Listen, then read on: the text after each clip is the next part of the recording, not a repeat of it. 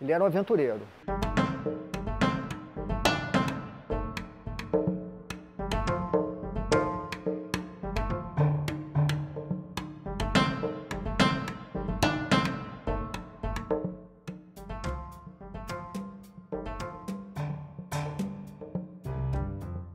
Ele tinha um irmão dele, o Fernando Carneiro, que era piloto de avião.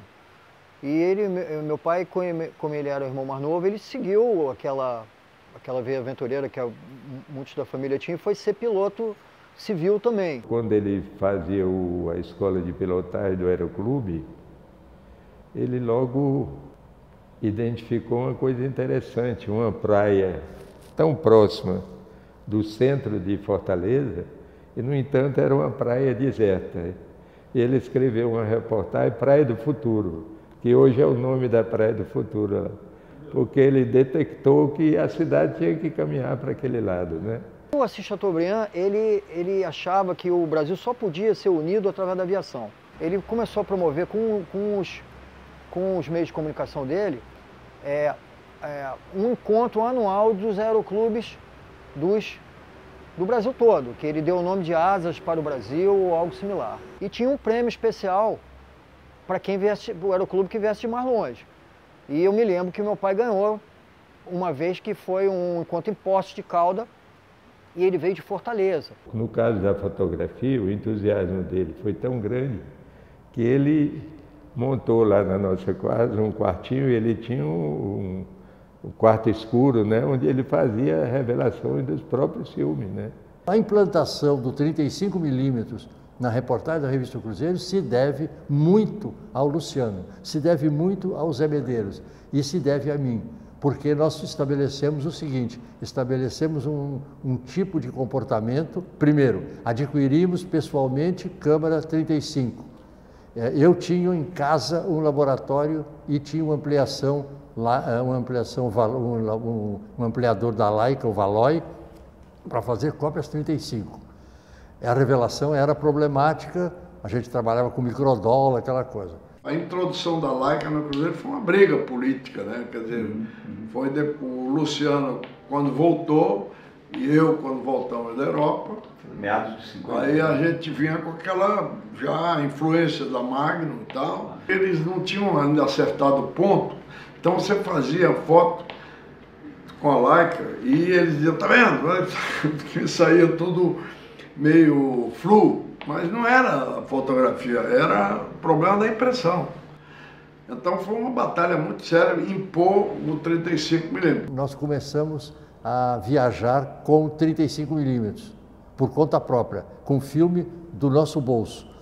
Aí passava ligava o telefone da Bahia e a câmera Rolleiflex quebrou, roubaram, houve alguma coisa, e estou com a minha Leica, então já avisava que o trabalho não ia chegar em 6x6, os filmes iam voltar virgens, as lâmpadas iam voltar não queimadas, e o trabalho tinha que ser com 30. Então houve uma imposição, nós jogamos o 35 dentro da Revista Cruzeiro, o Luciano, o Zé e eu, e com isso o Cruzeiro teve que se adaptar e então comprar filme e criar condições de laboratório com uma técnica que permitisse a utilização de um formato reduzido. Eu lembro que eu queria cortar a foto, mas não, senhor, não corta, te vira aí, a foto é assim que eu vi.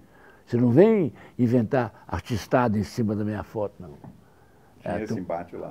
Esse era comigo paginando, porque eu paginei, eu comecei, na Revolução era eu que paginava. Ele era muito competitivo e ele competia muito com o irmão mais velho dele, que era o Fernando Carneiro. E uma das competições que eles faziam era em jogo de xadrez. Meu pai descobriu que os russos eram grandes xadristas. E ele achou que lendo livros de xadrista russo ele ia ter vantagem sobre meu tio. Então ele conseguiu, não sei como, ter acesso a livros de a discos de aprendizado do russo. Esse conhecimento de russo que ele teve, que eu não sabia se era grande ou não, o fez conseguir ir na Rússia, na época da Cortina de Ferro. Primeiro ele foi o cara que descobriu que o Khrushchev não chamava Khrushchev, chamava Khrushchev.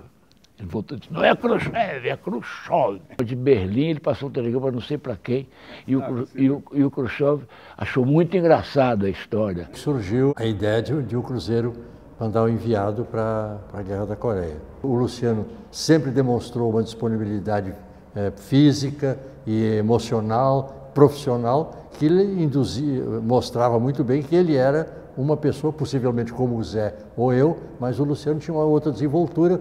Ele tinha sido piloto, ele era piloto amador e tinha feito um curso de paraquedismo. Ele conseguiu ficar com as tropas americanas e tinha outros correspondentes que eram paraquedistas também, que estavam nessa companhia para cobrir a ofensiva americana. Só podia ir um correspondente. E meu pai convenceu o comandante de que um jeito justo era ter um torneio de xadrez entre os correspondentes, e quem ganhasse seria o escolhido para ir junto com...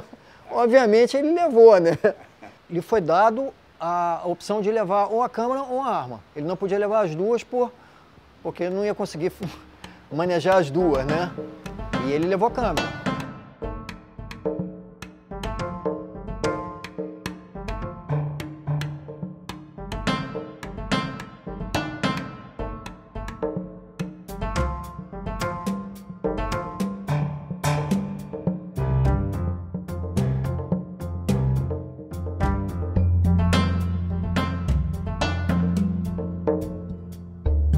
Ele tinha acesso a espaços que os fotógrafos não frequentavam, entendeu?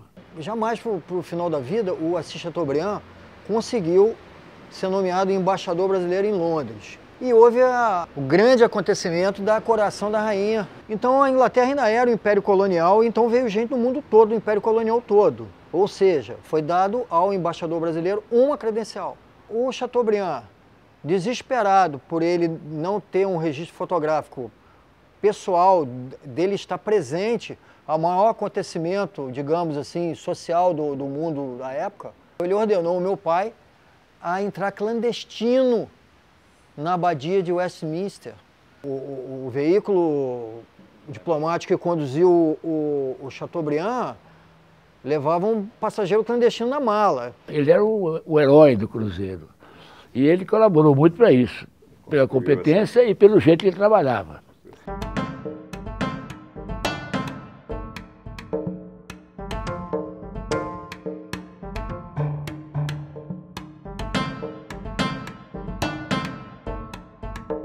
Ele foi falecer indo fazer um acontecimento de menor importância, relevância, né? Que foi cobrir um baile de debutante, o primeiro baile de debutante do Brasil. Quando ele morreu no velório, cada fotógrafo chegou e não sabia como homenageá-lo. E aí o Indalecio pegou o filme da máquina dele, puxou e jogou no caixão. Aí todos os fotógrafos fizeram essa cerimônia, que ficou muito comovente.